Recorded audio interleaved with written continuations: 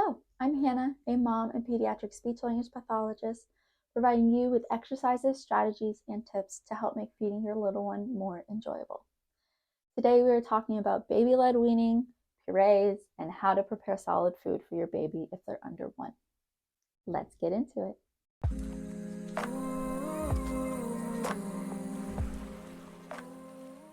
With baby-led weaning being all the buzz lately, it can feel overwhelming and stressful when trying to figure out how to provide solid food to your baby.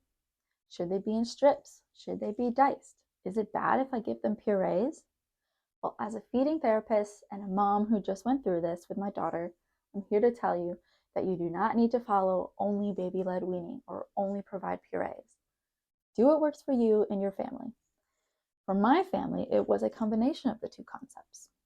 My daughter did so much better with taking food from a spoon and moving that puree around in her mouth, so we kept with that as her main method of eating solids for a couple of months.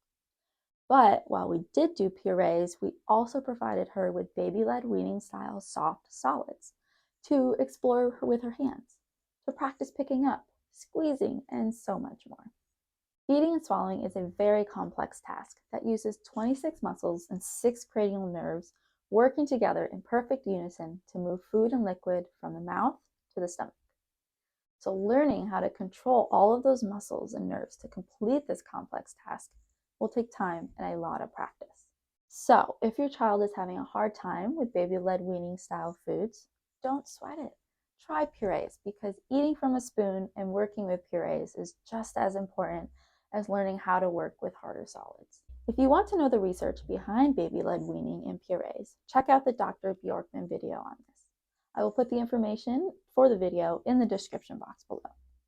How do you prepare the food for baby?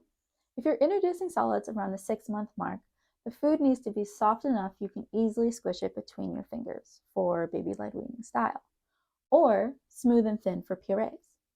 For baby-led weaning style, you will keep the food at this type of texture for a long time. However, for purees, after a month or so of smooth and thin texture, you will want to make the puree more lumpy and thicker and continue increasing the difficulty of the puree each month until you get to minced or diced solid foods. Increasing the difficulty of the puree will help to develop your child's chewing and swallowing skills appropriately. A fantastic app that I used when trying to figure out how to prepare and introduce solids to my daughter was Solid Starts. It's not sponsored, it's not an ad. I didn't pay for any subscription, as the free features worked just fine for me and my family. But this app was fantastic at recommending how to prepare any food for any age. As I mentioned earlier, we use the baby-led weaning style foods for exploration. I typically prepared the food the way the app recommended, just in case my daughter decided to put it in her mouth and try to eat it, which would have been perfectly fine. Also, Solid Starts gives you information for foods that are known allergens, what to look out for, and what to do if she did have an allergic reaction. And this helped ease my first-time mom anxiety.